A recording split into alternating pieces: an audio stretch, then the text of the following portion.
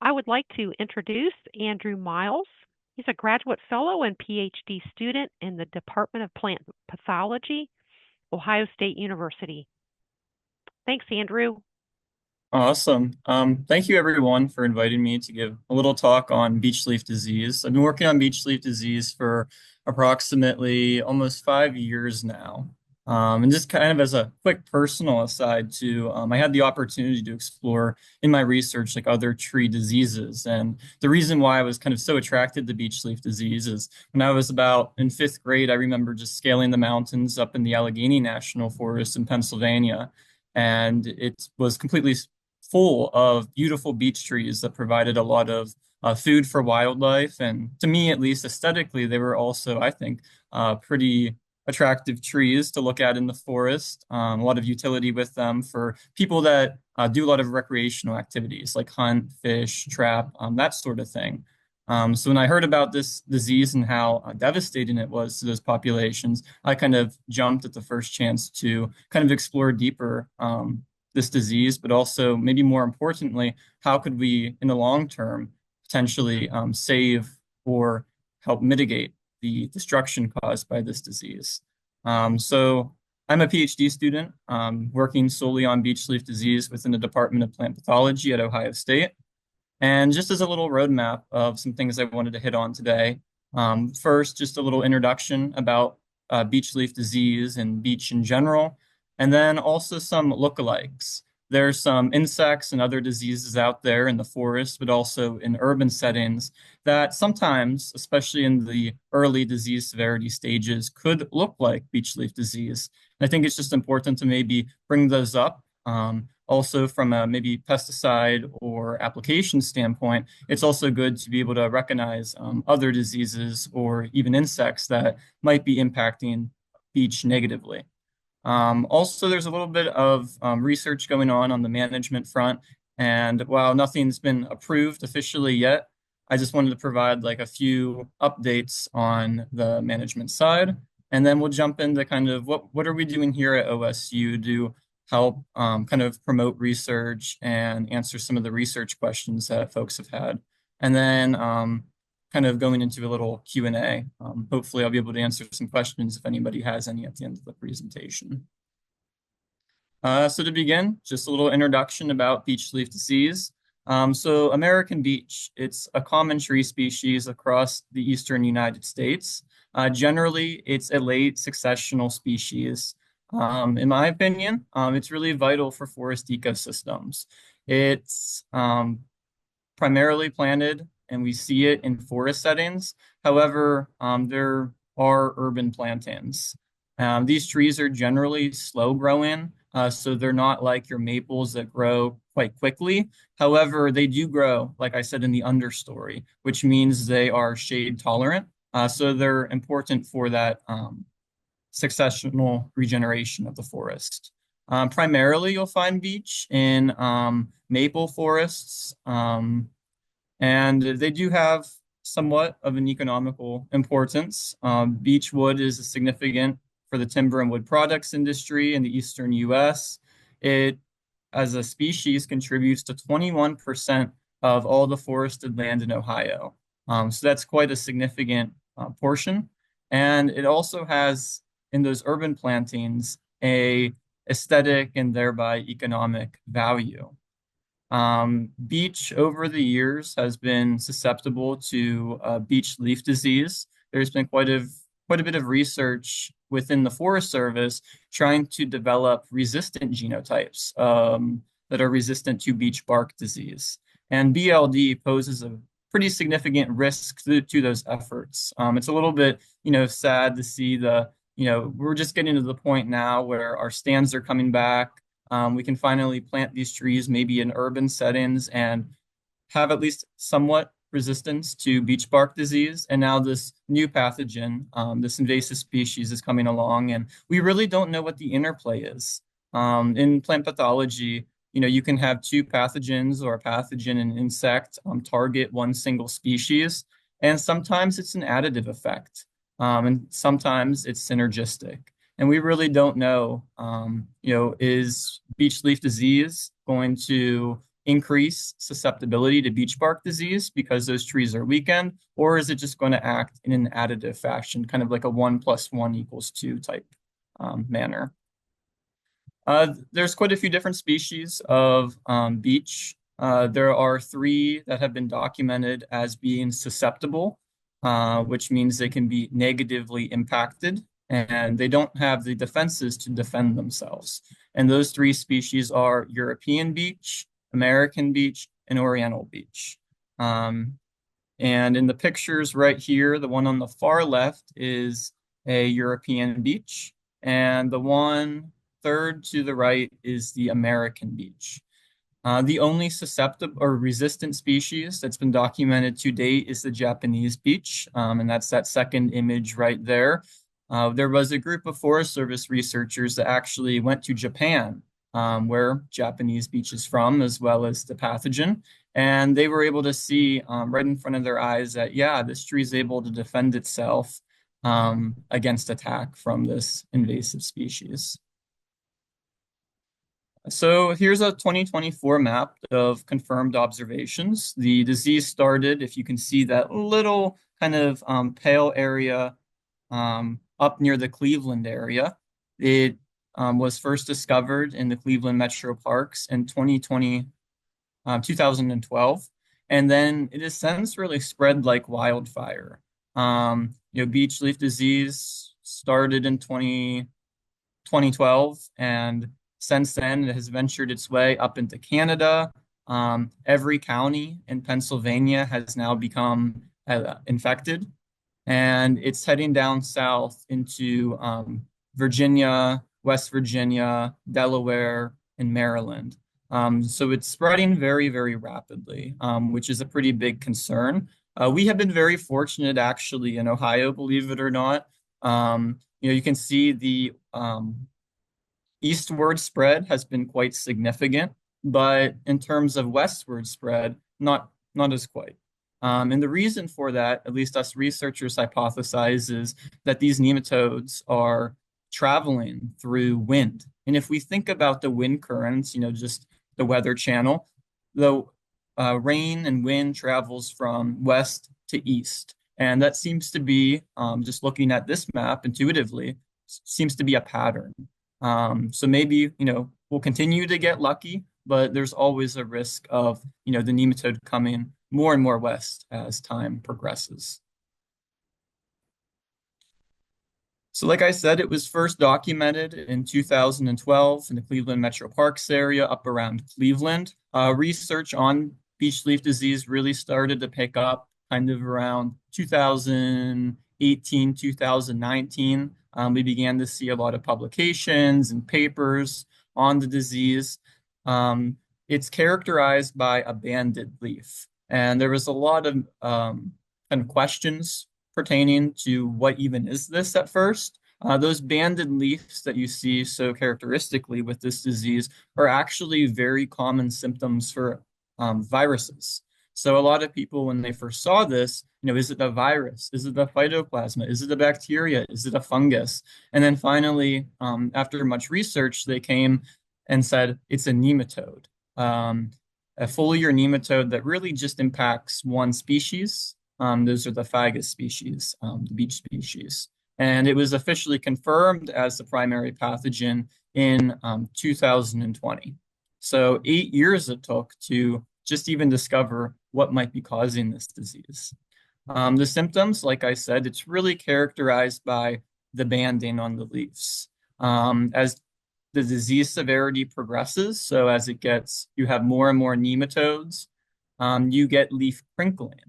And the leaves kind of look shrunken. They feel kind of leathery in their texture. And what that means more is that there's more damage occurring. There's more nematodes. There's a higher disease severity.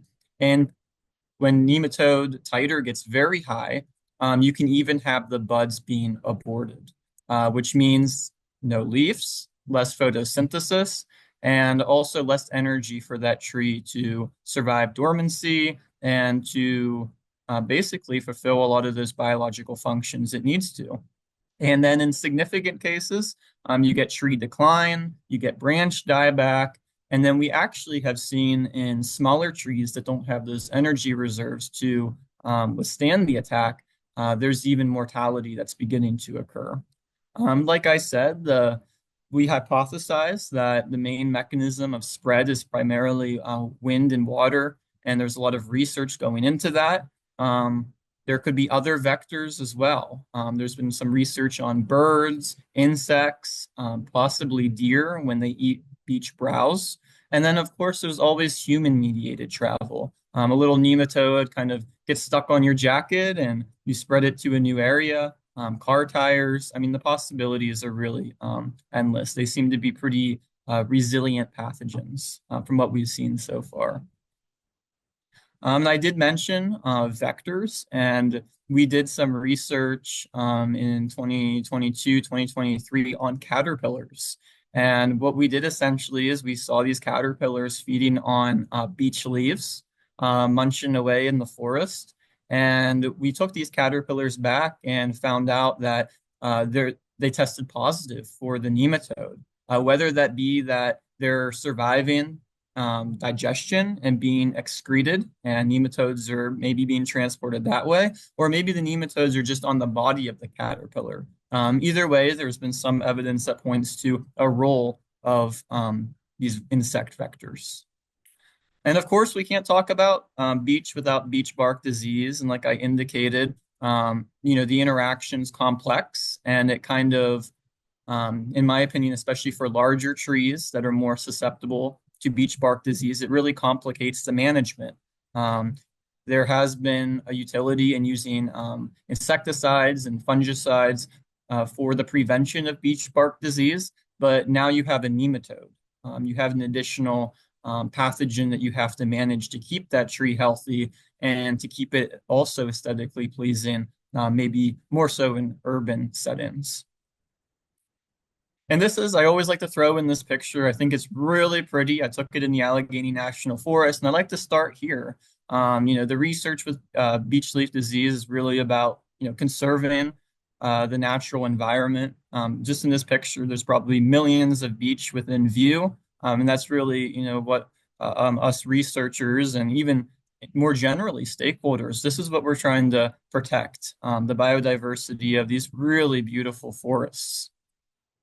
And this is what they're beginning to look like. You can see the picture on the left. There's a stand with moderate disease severity. So we can see, kind of there's a little bit of decline going on in the lower canopy. Leaves and trees don't look too healthy. And then as disease severity progresses, and again, remember I said this, it hits hard for these younger trees that don't have those energy reserves. They're much more, they seem to be much more susceptible. And on the right, when you're traveling through the landscape, it really looks like a fire went through. There's a lot of defoliation, a lot of destruction, probably a lot of death in the future. And this is what these forests are beginning to look like, with a lot of dieback in the lower canopy. And a lot of the species that are, regenerating in these essentially destroyed forests in terms of beech are the maples as well as the birch. They seem to be two species that are regenerating in light of this pathogen. And unlike beech bark disease, beech leaf disease doesn't care how old you are, or how big you are. This is just a little sapling, probably just a few years old, on the forest floor, and you can see it's impacted. Give it a year or two, and there'll probably be a lot of decline and potentially mortality. So whether it's a big tree or little tree, they're all at risk, which is unlike beech bark disease, adding kind of another layer again to managing. So in terms of, how does this nematode survive and what does it really do? So I have this picture on the left from Johnson Woods in Ohio, around the Worcester area in the wintertime.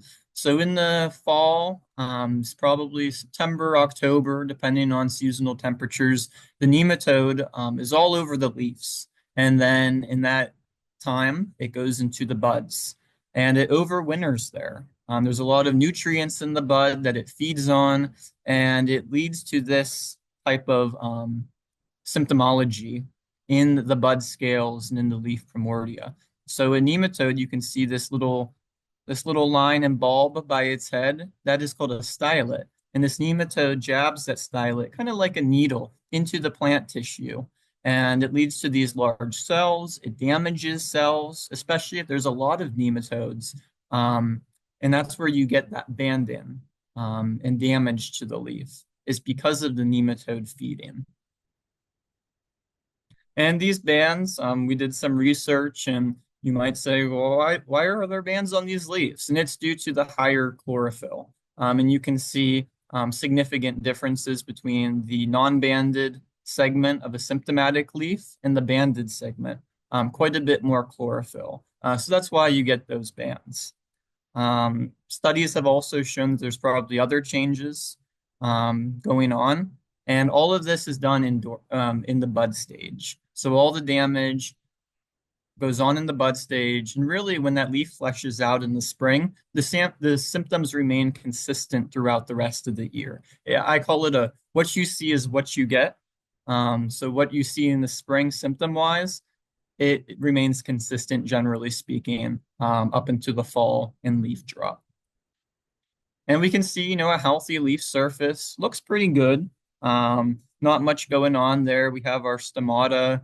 We have a nice flat surface. But then when you get these nematodes, which you can see circled, you get these galls that are just filled with thousands of nematodes. We're doing some quantification right now, and just a single leaf can have tens of thousands of nematodes, which, thinking again from that management perspective, if you have a tree that's symptomatic, and you have other beech within the area that you're trying to preserve, if you have millions upon millions of nematodes raining down in a storm event, it can be, a significant obstacle.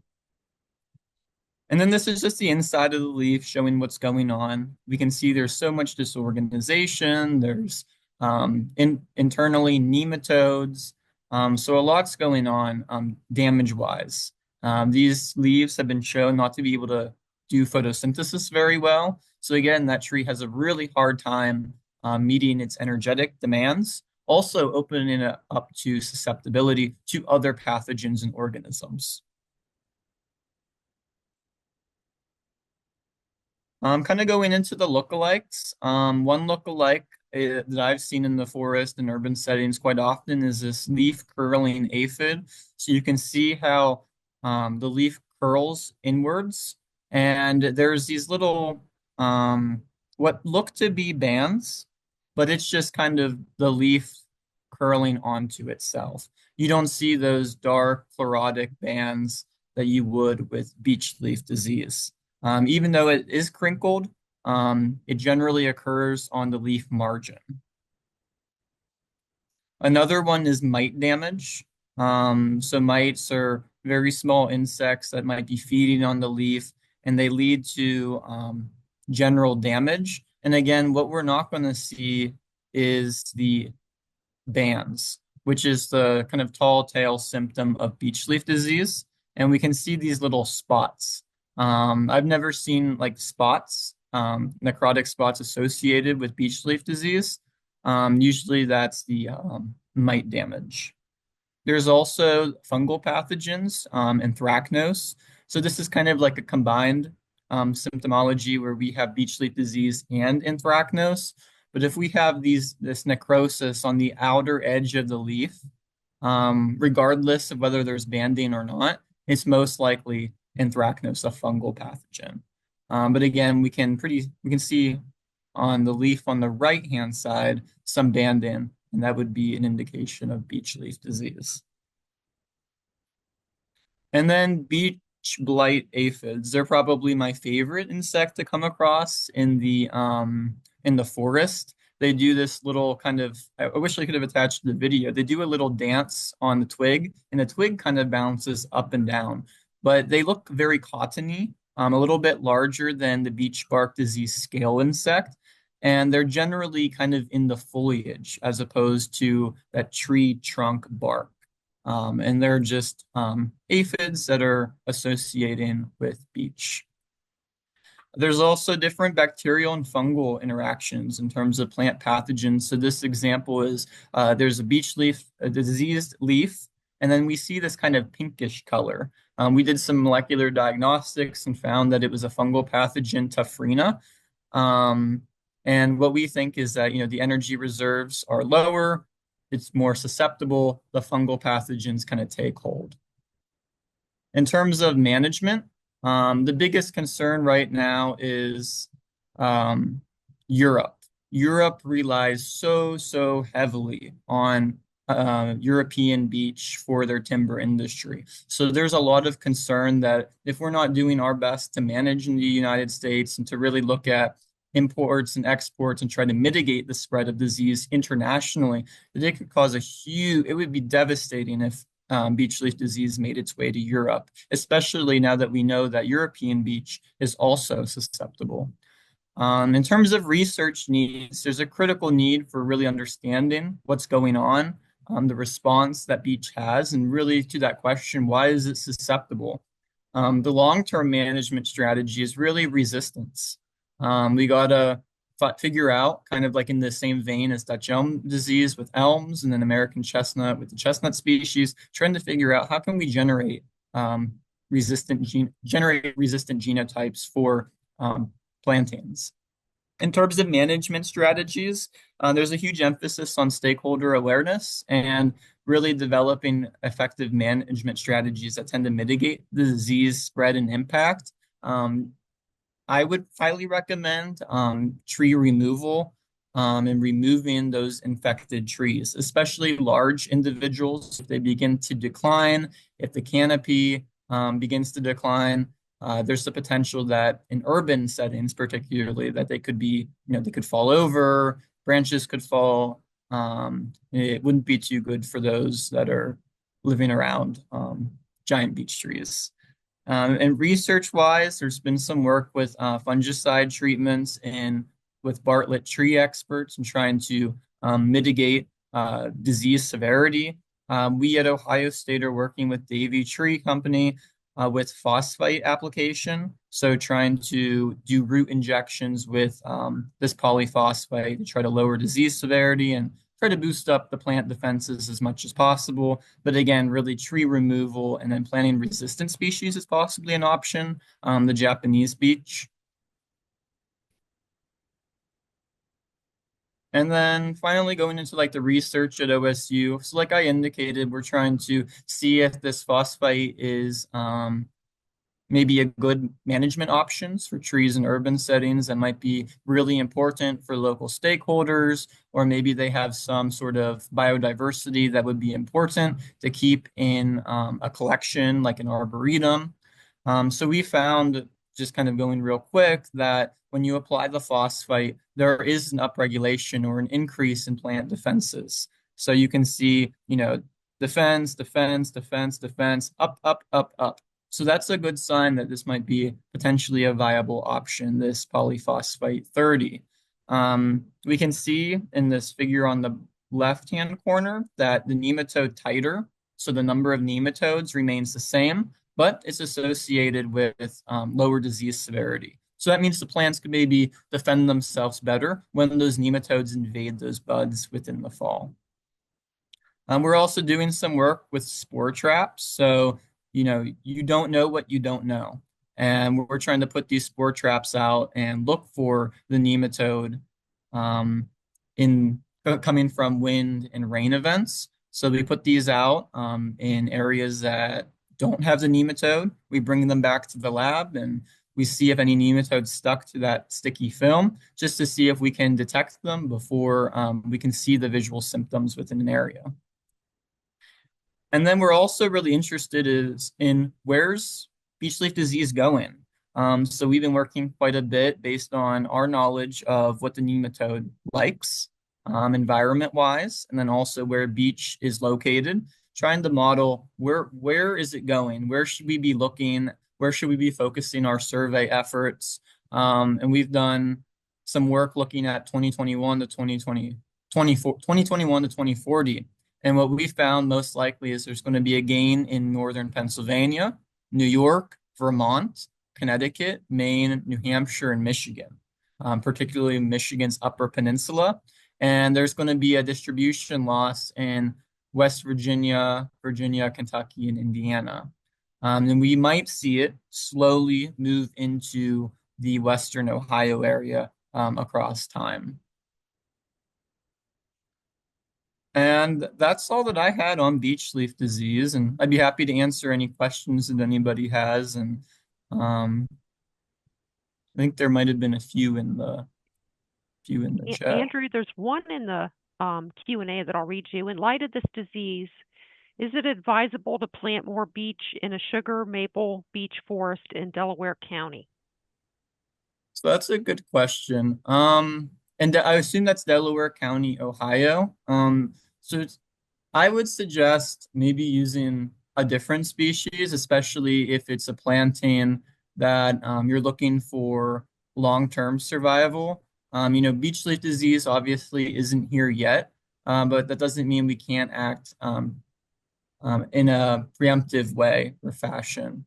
So we're doing a lot of research trying to model and detect. We haven't detected it yet, but I would operate under the assumption that eventually it's going to spread. So I would suggest maybe a different species besides beech. All right, there's some comments in here, compliments to your slides, nice visuals, but no questions right at this point. So, Andrew, if you want to stick around for a little bit and see if any more questions pop in here for just a few minutes, we're going to go ahead and do the next poll.